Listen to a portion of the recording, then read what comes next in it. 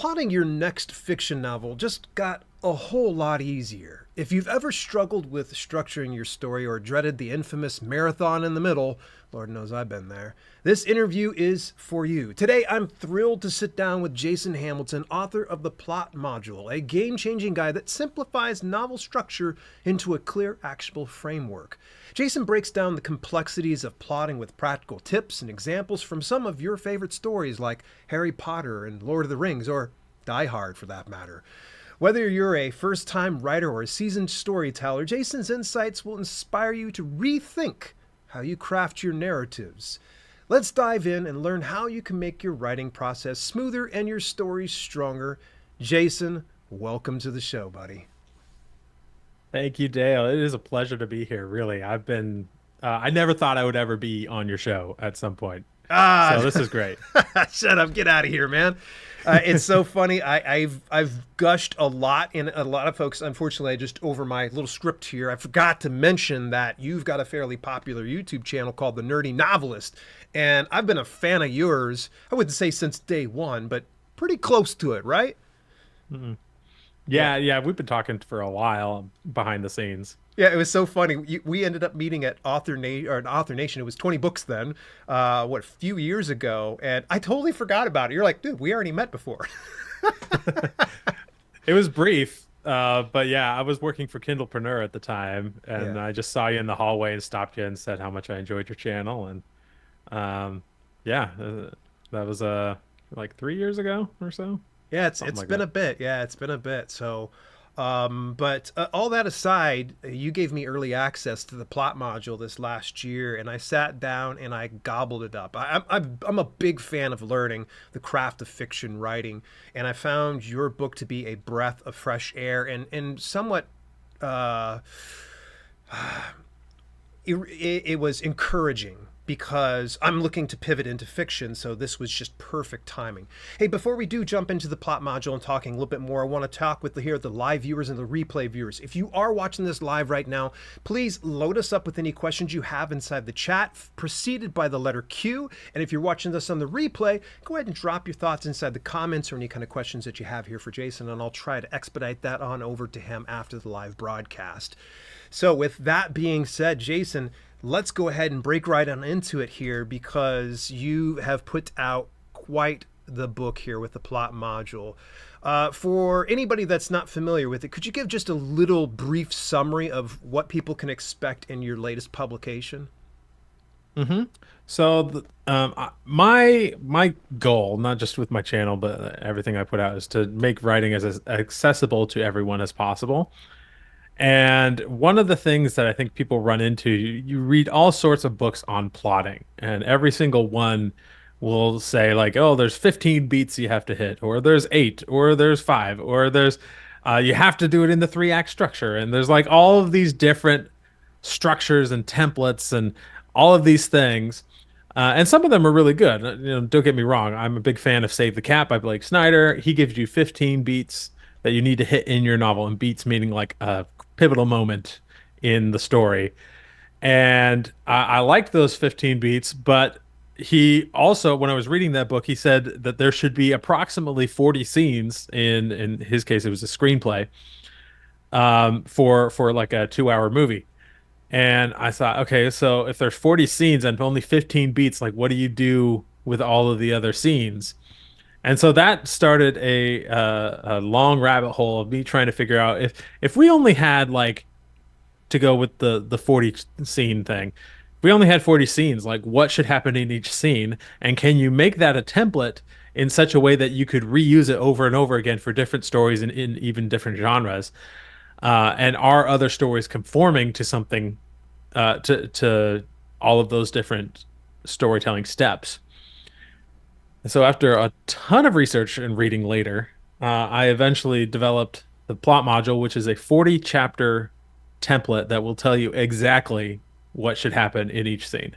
Now, of course, it's flexible. Like if it doesn't quite fit your story, there's always some like maybe rearranging that needs to happen. You might need to combine some scenes or split them or whatever it needs to. There's room for flexibility, and I talk about that in the book.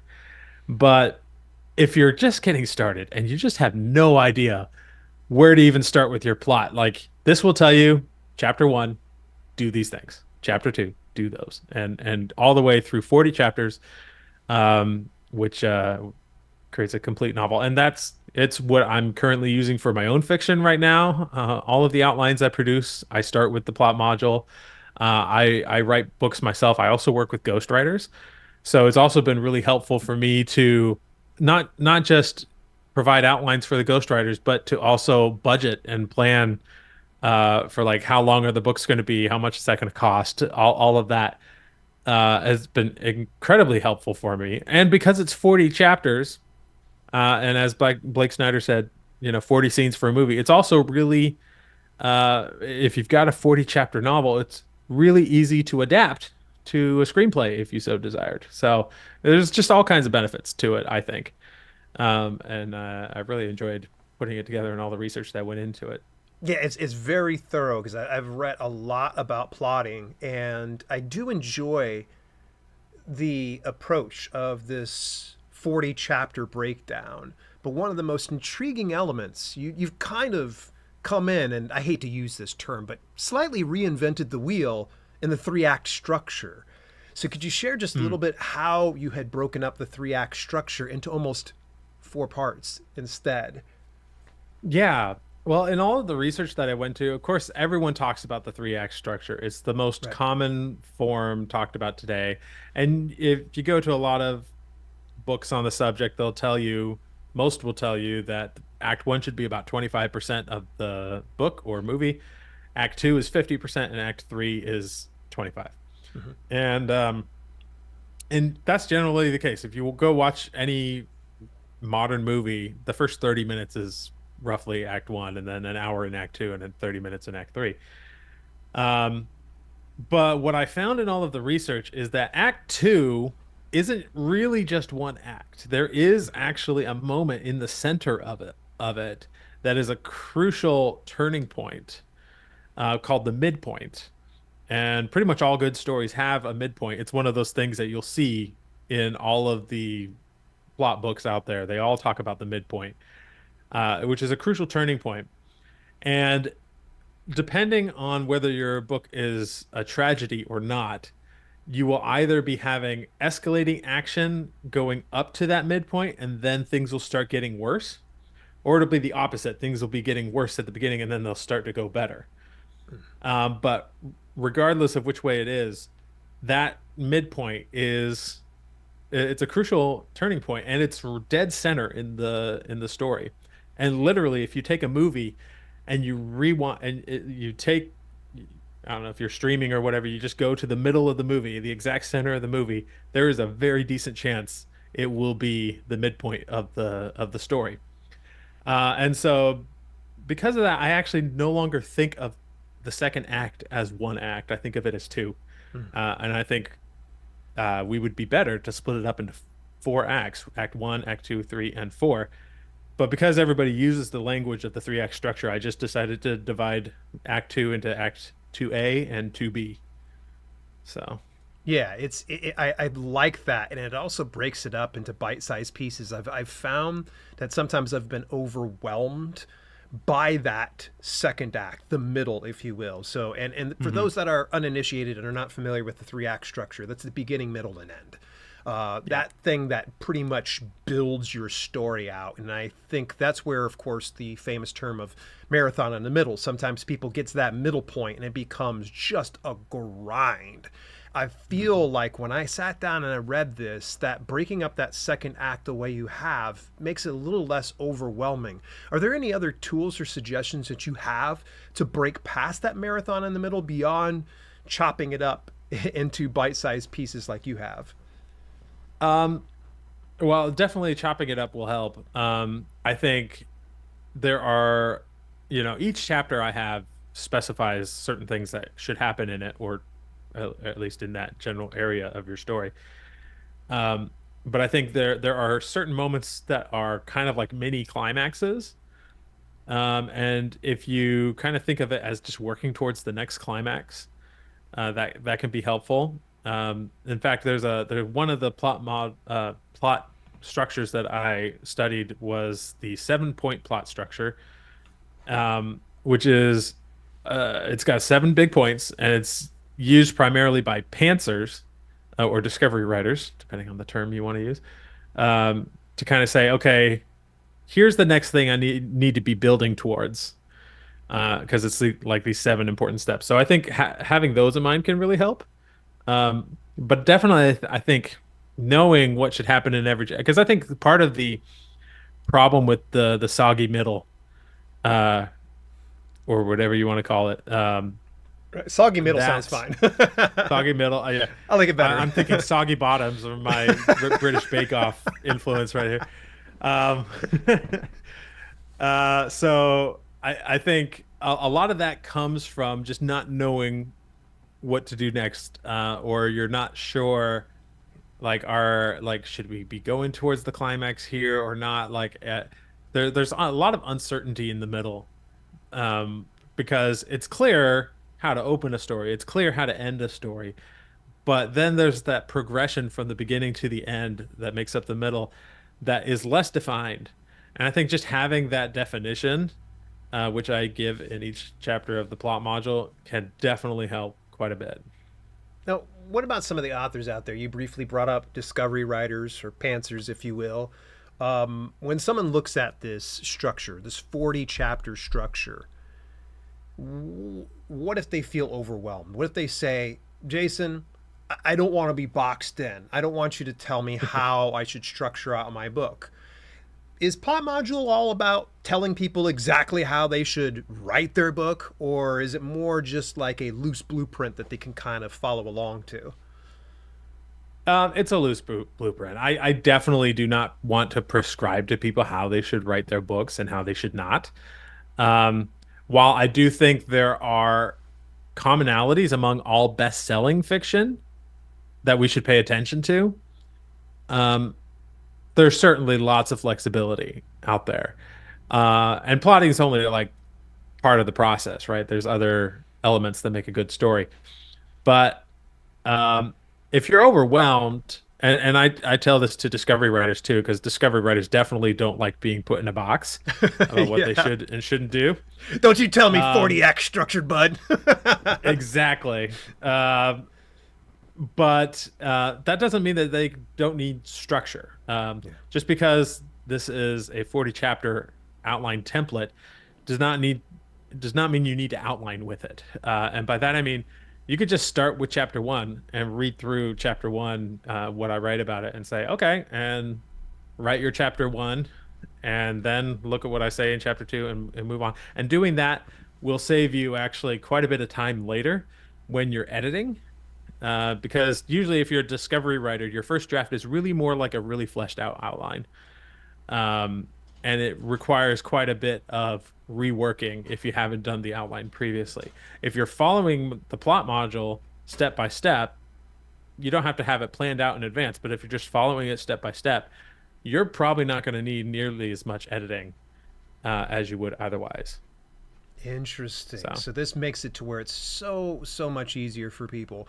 Now, my additional question, just kind of stacking on to that. Love your book. It's very deep, super detailed. Um, do you have a specific checklist that we could have access to? Did I miss that inside the book that we're able to kind of go through all 40 of those chapters? a checklist is a great idea. I guess I should have said something sooner, right? No, so I have a free community that people can join, Okay. nerdynovelist.com/free. And if you join that community, among the things that you get is I just call it the cheat sheet. It's like the quick and easy version of the plot module, um, where you get everything that happens in all the chapters, but you don't have to read a whole book to know what happens. So it's not a checklist per se, but it's I call it the cheat sheet. So it's easy to understand and access, and it's actually what I use if I'm currently outlining something. I actually use that exact cheat sheet that I give away. I have it in one corner of my or one screen, and then I'm outlining in the other. So Nice. That's good stuff. Now, of course, let's address the elephant in the room. Nerdy Novelist, it's been around for a couple of years now. I mean, you've been crushing it. One of my favorite channels. You're very pro AI Thank in you. your stance.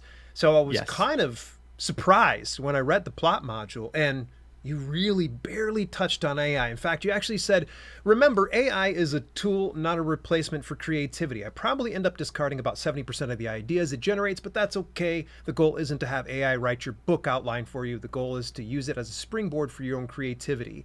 Share just a little bit more about how AI plays into this.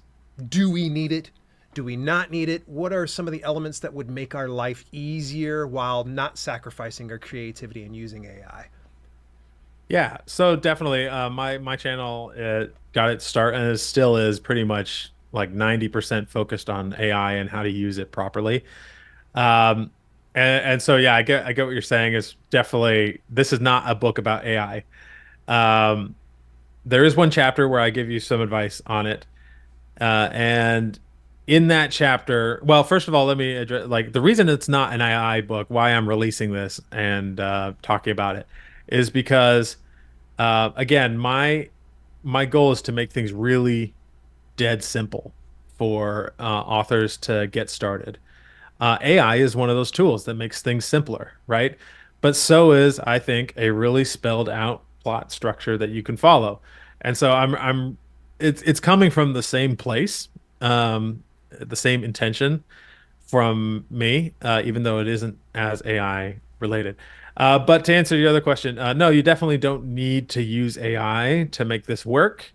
This plot structure will can be used however you want it. You can use it to write your own outline all at once. You can use it step by step if you're a discovery writer, just go one chapter at a time.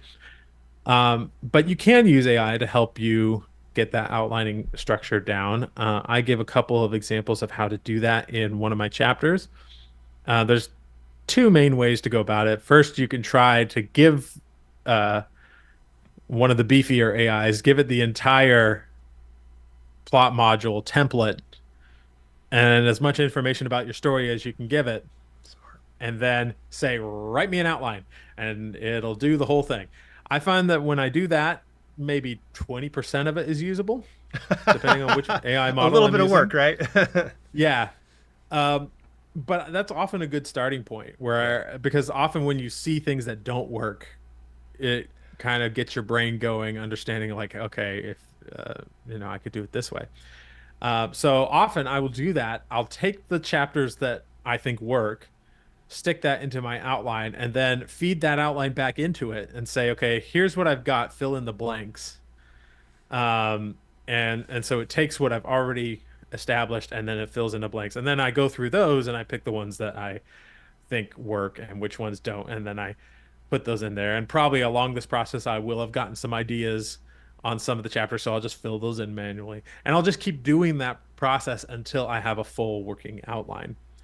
Now, the other way that you can do it is to just go step by step.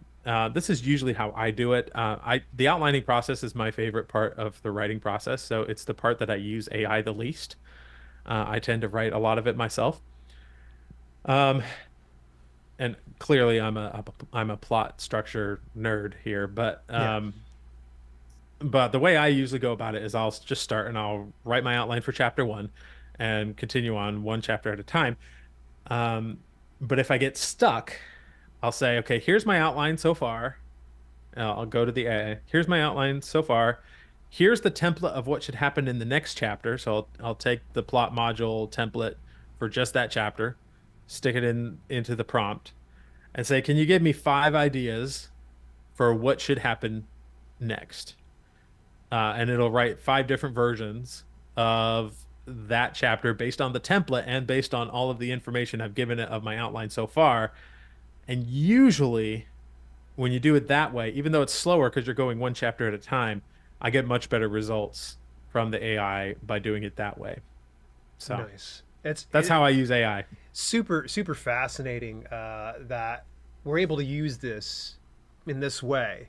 So my question to you is: have you taken the time to compare using artificial intelligence versus not using artificial intelligence to plot your novel? Do you find it's faster or do you find it slower? Is there something that you unearth that you wouldn't otherwise do? I'd love to know just a little bit more. Are you more efficient in using AI?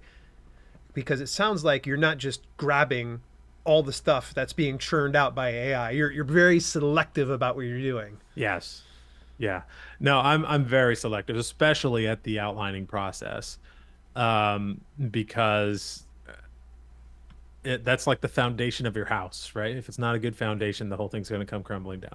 Yeah. Um, and I would say that AI makes me faster and more efficient, but not because it's saving me time per se, more that it's removing writer's block.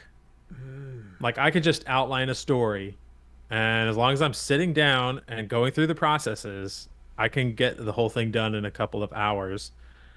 Um, because I'm never going to get stuck. AI, anytime I do get stuck, I can just go to the AI and give me, say, give me 5 ideas for what should happen next. And usually, even if I don't like the 5 ideas, if I don't like them, there's usually a reason why, and I can. It helps me to find what that reason is, and then that gets me unstuck, and I can write what happens in that chapter. So, personally, I think the beautiful thing about I know a lot of people don't like it, but in my opinion, AI makes it so there is no excuse for writer's block anymore, unless it's like a physical health kind of thing. But Right. Yeah. There's some things yeah, it can't solve. yeah, some things it can't solve. But when it comes to just like not knowing where the story should go, there's no excuse for that kind of writer's block anymore. I find it very interesting that you mentioned that sometimes it tells you some stuff and you're like, okay, that's not what I want. So it helps narrow down to Hmm. what you really do want when you're kind of getting these ideas. So I think that's a brilliant idea, or a way to generate ideas is knowing, okay, I don't want that, but I do want this instead. And Yeah. I found that from time to time when I've done some writing prompts with AI in some capacity that it will shovel some horse manure at me. And I'm like, yeah, not that. Yeah. Definitely. I mean, they're getting better, and the better you're prompting, the better the results it'll give you. But often it will give you stuff that is not usable. But for some reason, it just like it triggers something in your brain when you see something that is not correct. It suddenly helps you find the thing that is correct, which you were not having any luck finding before. It's weird how it works, but it definitely does. Nice, very good. Well, there's so much that people can get from the plot module. I highly recommend there's a link inside the show notes. As per usual, folks, go over, pick up your copy today. It is kicking some butt over on Amazon. I saw it's ranking really well. I think every author Mm. that's in fiction should definitely consider grabbing it. And if you guys have questions, please load them up for us right now, because we are now going to jump into the lightning round. It is time for our 2 minute All right. lightning round, where we dive into rapid fire questions designed to spark quick, honest, and spontaneous answers. Each question is aimed at giving viewers fresh insights into my guests' unique experiences and personality, all with a twist of fun. Our guest has 2 minutes to answer each question, or say pass and move on. Expect candid thoughts, fast paced reflections, and maybe, just maybe, a few surprises. Jason, as soon as the timer starts, you won't be able to see it. I'm sorry, it's a 2 minute timer, but I'll let you know when it's done, and I'll cut you off at that point. But if you are ready, we're going to go ahead and press the start as soon as I say this very first question. What's the last book you couldn't put down? Oh gosh. Another Station by Kevin J. Anderson. Coffee or tea while writing? Neither. If you could have dinner with any author, living or dead, who would it be? Brandon Sanderson. Favorite genre to read? Epic fantasy. What's your dream travel destination?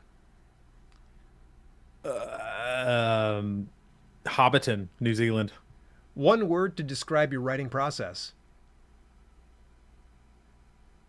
AI.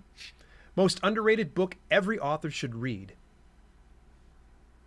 Oh, 5,000 Words an Hour by Chris Fox. That's a good one. Favorite writing snack? Mm, Intermittent fasting. I prefer not to eat when I'm writing. If you could have one superpower, what would it be? Transportation. Biggest pet peeve when editing or reviewing a manuscript? Uh, the fact that I have to edit and review a manuscript. What book genre would you never try writing? Romance. Pen and paper or typing? Typing. The best piece of advice you've ever received? Um, Figure out what the character. Figure out the worst thing that you could possibly do to the characters, and then do that. If you weren't an author, what would you be? Uh, a filmmaker, maybe. Do you prefer plotting your book in detail or winging it? That's an easy one. Plotting. If Yeah. your life were a book, what genre would it be? Uh, Probably comical thriller. Is that Hardcovers, a thing? paperbacks, or ebooks? Time. Ebooks. All righty. Well, fantastic. Another great round done. Unfortunately, you made it to 17 out of the 20, so Ah. our high score has not been toppled yet, but I do want to finish up today's interview with one of my favorite questions that I always am curious about. What advice do you have for aspiring authors and self-publishers out there? My biggest piece of advice is just keep at it. There was a time when self-publishing was a sort of get rich quick scheme, where the people that really hustled could make a lot of money fast. That is no longer the case, but it is still the opportunities are better than ever for authors out there who want to make a living. You just need to be persistent at it. Keep writing books. Every book you write, you'll get better, and every every book you write and every book you publish, you're going to get better and better and better. And over time, yeah, it's like pushing a flywheel. It takes a lot of energy to get it going, but then once it's going, it just takes a little bit of energy to keep it going. You can absolutely make it as an author if you are persistent. Nice. Jason, you have been a pleasure getting to chat with. Let's go over into the live question and answer because I see there's a few already loaded up here for us. So let's go ahead and start it out with Michael's question. What about epic novels of, say, 100 chapters? How hard is this 40 chapter checklist to adapt? Ooh, I love that question.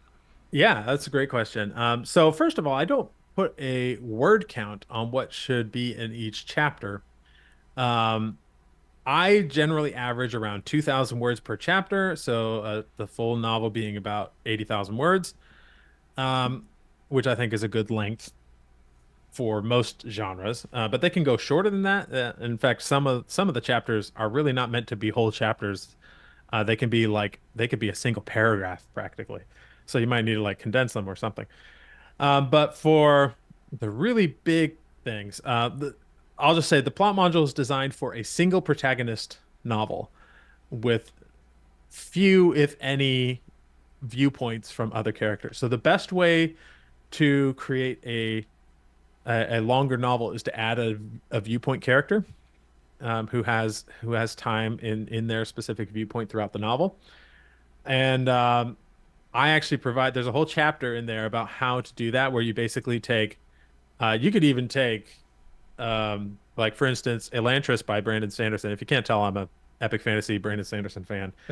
His first book was Elantris, and he basically was rotating between three characters over and over again. They all had similar amounts of screen time.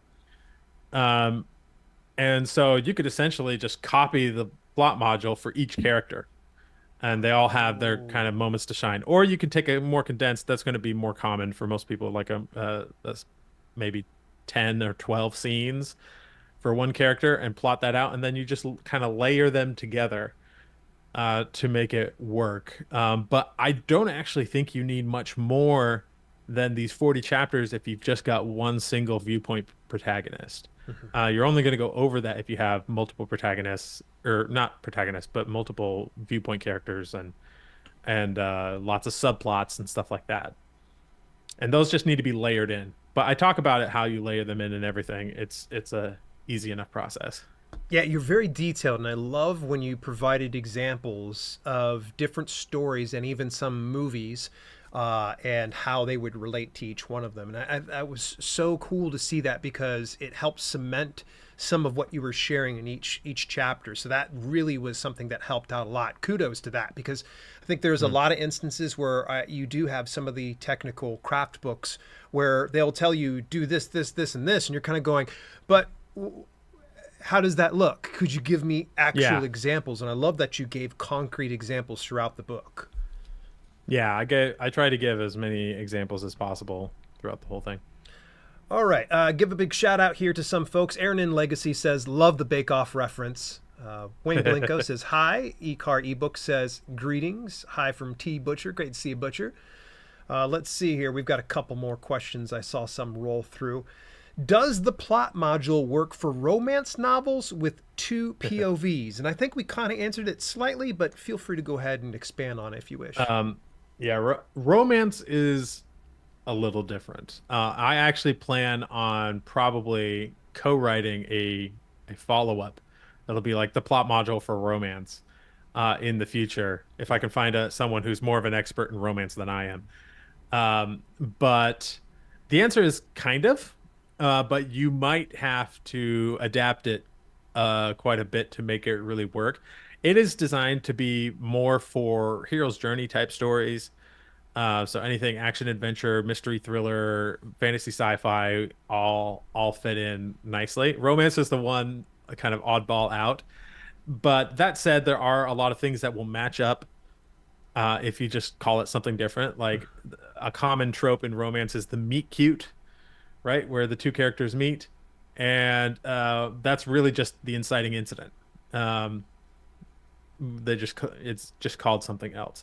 Yeah. So so yes and no in the sense I did not really design it for romance, to be honest, but it is running on solid storytelling principles, and I really should I may go back, we'll do a second edition, or I'll go through some famous like romance movies or something, because I guarantee you if I go scene by scene through those movies I will find most of these beats and figure out where they go. But so yes, but it might be a little bit difficult to adapt it exactly to make it work for romance. Yeah, you know what? We lost half our viewers, man. As soon as you were like, no romance, they're like, we're out, dude. We're out. Unsubscribed.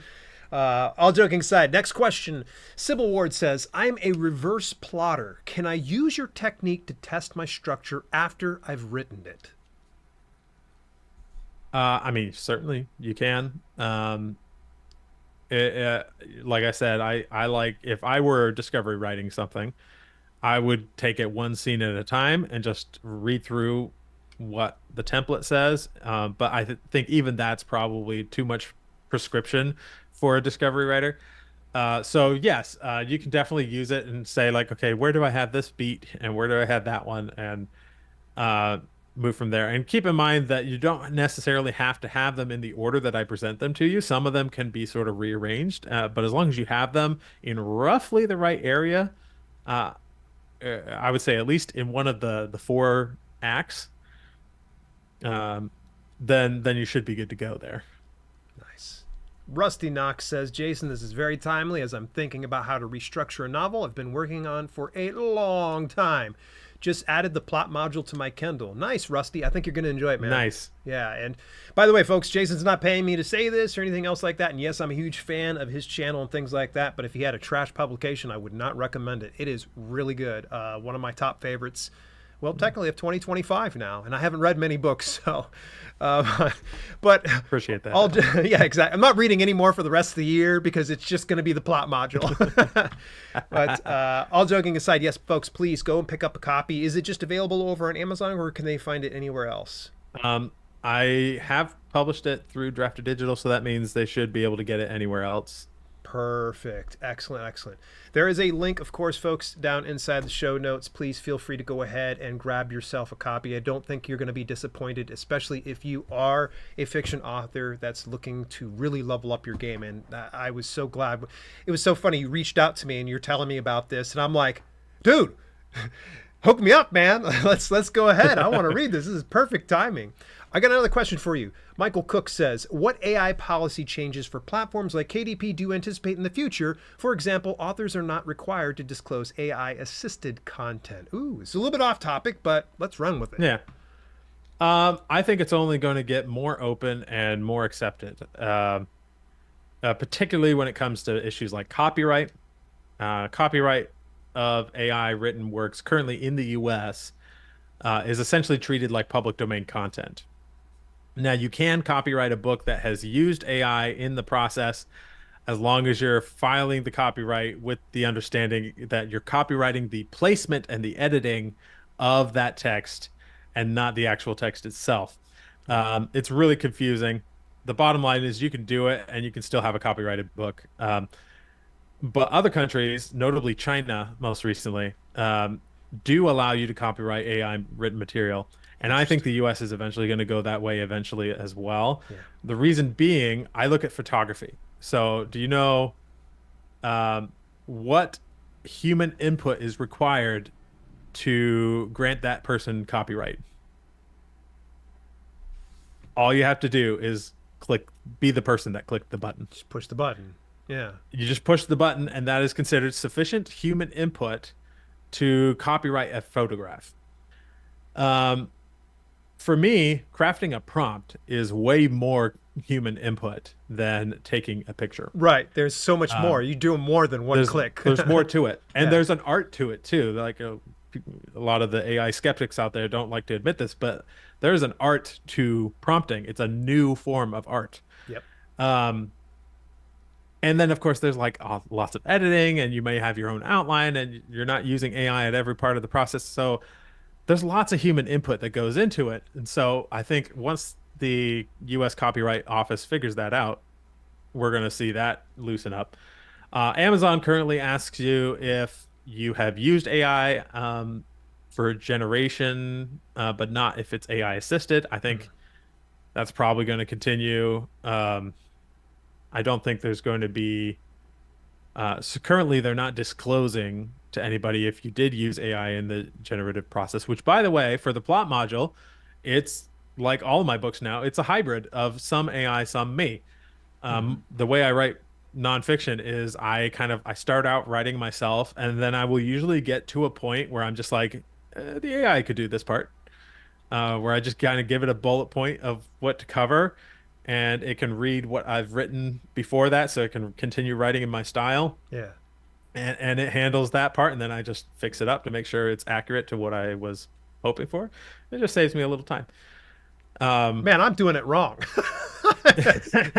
I grind it out. Everybody gets warts and all for my nonfiction work. yeah. Um, so yeah, it's very much a hybrid collaborative process, and I think we're just going to see more understanding of that as we go along. Because there's this kind of misconception that AI is intelligent, which is not. It's just a really complex tool. Yeah. And to me, like not granting copyright or talking about like um, disclosing the use of AI and stuff is a little bit to me, just from having used AI quite a bit. That's like saying you should disclose if you used Adobe Photoshop, or you can't copyright an image if it was created in Adobe Photoshop. Like that's just Right. silly to me.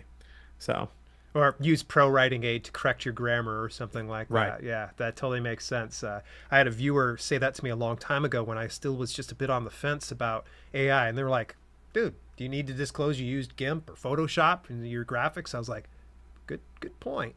I got another big shout out here. You say their name and they appear. Drafted Digital just popped in here. These have been great insights. It's so much more approachable to write prolifically when you have an understanding of your story structure. They went on to further say, I have published it through Drafted Digital. They said, love to hear that. Much love over to you, Jason. So, so cool to see the They have D2D saved team. me a lot of time. Yeah. Yeah, love me some Drafted Digital. So, Terry F says, came in late. Love both channels. Thank you so much. Appreciate that. Is the plot module good for historical fiction? Yeah, it would definitely work for historical fiction. I write fantasy, which is probably closer to historical fiction than science fiction is, even though it's bundled with science fiction usually in the categories. And it works very fine for fantasy. I have no doubt it would work for historical fiction as well. It's just timeless story structure, right? It It's works for pretty much all genres. The only one with a caveat is romance, because that's kind of a unique thing of its own. But right. Yeah, exactly. Exactly. Well, as we start to wrap up today's broadcast, just real quick here, Jason, where can people find you? And of course, where can they find your latest book, The Plot Module? all right, well, you can find the plot module pretty much anywhere books are sold online. And be sure to use Dale's link if you want to get it on Amazon. You can find me at the Nerdy Novelist on YouTube. That's my channel. And I also have I mentioned I have a free membership. You can get that at nerdynovelist.com/free. Couple of goodies in there if you're interested in some of the stuff I do. So, and a really awesome community of AI centric authors in there trying to figure out all of the different models and stuff. It's fun. Fantastic. Jason, you have been a pleasure. We filled nearly an hour of content, and I do appreciate your time. Let's make sure we bring you back if you have any other nonfiction books rolling out. I definitely would Oh, I'm love sure to I know will. about it. Yeah, because you've already got a couple inside this series, so people can, as soon as they're Mhm. done with the plot module, they can go back and read some of the other content that you've produced so far. And I highly recommend folks go over to YouTube. Well, you're already into YouTube. What am I thinking here, Dale? It's been a long week. What can I say? Go over to the Nerdy Novelist on YouTube. Subscribe. You will not be disappointed. Jason's videos are some of the ones that I just consider, like, lately I've been just fascinated with your production value and exactly what you deliver for folks. So thank you for that. Thank you. All right, I'm going to kick No, you on thank over you. to the green room and help yourself to the pretzels over there for the meantime. And I'm going to talk here to the live viewers here. Folks, join me next Tuesday, January 14th at 12:15 p.m. Eastern Daytime when I sit down with successful historical fiction author and Amazon ads expert Vincent B. Davis II. We'll be auditing Amazon ads, so if you want to get your ads analyzed by a pro, join us then. Till later, this has been Self-Publishing with Dale, and we'll roll that beautiful bean footage. Hey, thanks so much for tuning in. Special shout out to my channel members for both the podcast channel and the main channel. Without your support, some projects we do at Self-Publishing with Dale would be much harder to fund. If you want to contribute to the cause, visit dalelinks.com/memberships for details and get your on-screen shout out at the end of each broadcast. Till later, this has been Self-Publishing with Dale, and I'll see you soon.